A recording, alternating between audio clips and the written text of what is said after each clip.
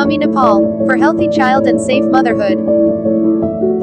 नमस्कार। स्वस्थ बच्चा र सुरक्षित मातृत्वको लागि देश र विदेशमा रहेर हामीलाई माया गर्नुहुने सम्पूर्ण नेपाली दर्शकहरूलाई मम्मी नेपाल च्यानलमा हार्दिक स्वागत गर्दछौँ। आजको भिडियोमा हामी गर्भावस्थामा गर्भवती महिलाले के कस्ता कुराहरूमा ध्यान पुर्याउनुपर्छ भन्ने विषयमा चर्चा गर्नेछौँ। कहिलेकाहीँ सानो मिस्टेकले पनि गर्भमा रहेको शिशु र गर्भवती आमा दुवैलाई असर पुर्याउन सक्छ। आउनुहोस् भिडियो हेरेर के कस्ता गल्तीहरू गर्नु हुँदैन गर्भावस्थामा भन्ने कुराहरू जान्नुहोस्। Don't forget to subscribe Mummy Nepal.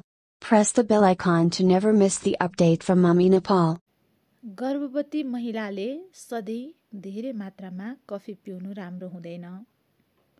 कफीमा caffeine नामक तत्त्व पाइन्छ र अत्यधिक कफी सेवनले गर्भमा रहेको शिशुको विकासमा असर पर्नुका साथै गर्भपतनको जोखिम पनि बढाउँछ र समय अगावै प्रसव पनि हुन सक्छ।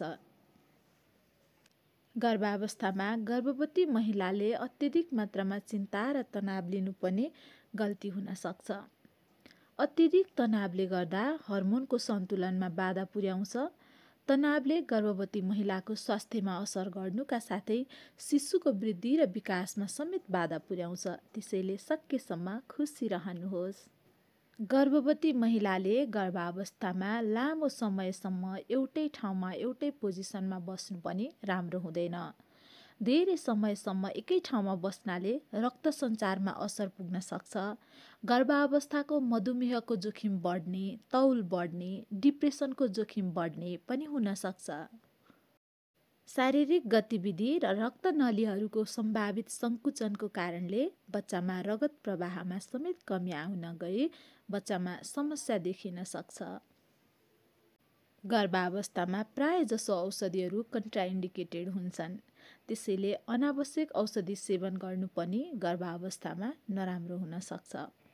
अनावश्यक औषधि सेवन गर्नाले गर्भमा रहेको शिशुको विकासमा असर गर्न सक्छ र जन्मजात विकारहरू पनि उत्पन्न गर्न सक्छ।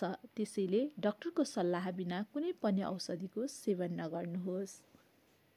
गर्भावस्थामा गर्भवती महिलाले भारी ओजन वा सामान उचाल्ने गल्ती गर्नु हुँदैन। भारी ओजन उचाल्नाले गर्भवती महिलाको ढाड दुख्ने, हर्निया हुन सक्ने, मांसपेशी तन्किने, समय अगाडि नै बच्चा जाने र गर्भपतन हुन समेत सक्छ। त्यसैले भारी ओजन नउचाल्नुहोस्। गर्भवती महिलाले गर्भावस्थामा डाइटिङ गर्ने, अनियमित खानपान गर्ने वा व्रत बस्ने जस्ता क्रियाकलापहरू गर्नु हुँदैन।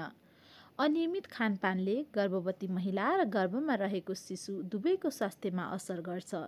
खाली पेट बस्नाले गर्भवती महिलाको रक्तचाप घट्न सक्छ र गर्भमा रहेको शिशुलाई पोषण नपुग्न सक्छ। गर्भावस्थामा पोषणको कमी हुँदा शिशुको विकासमा पनि बाधा पुग्छ।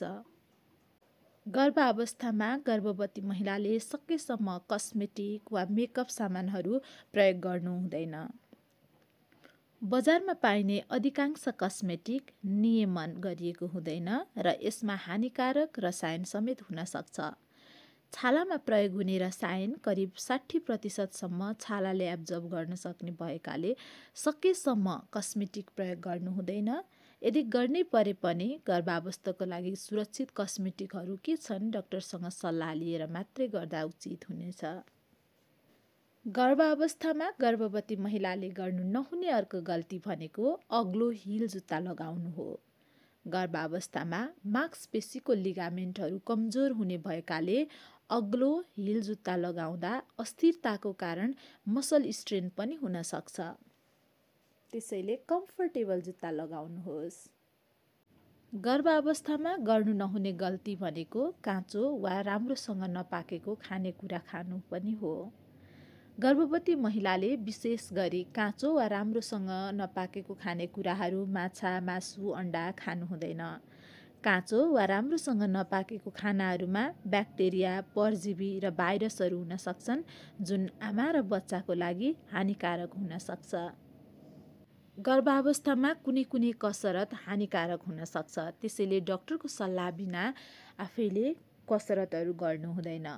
गर्भावस्थाको समयमा लड्न सक्ने, पेटमा दबाव बढाउने वा शरीरको तापक्रम बढाउन सक्ने कसरतहरू गर्नु हुँदैन। धन्यवाद। हजुरहरूलाई मम्मी नेपाल च्यानल मार्फत आउने भिडियोहरू कस्तो लाग्छ प्रतिक्रिया दिन नबिर्सिनुहोला। साथै स्वस्थ बच्चा र सुरक्षित मातृत्वको लागि मम्मी नेपाल हेर्दै गर्नुहोला र हामीलाई हौसला प्रदान गर्नको लागि लाइक, सेयर र सब्सक्राइब गरेर पनि साथ दिनुहोला है। हामी स्वस्थ बच्चा र सुरक्षित मातृत्वलाई आड पुर्याउन सक्ने सहयोग पुग्ने भिडियोहरू लिएर अवश्य आउने नै छौँ।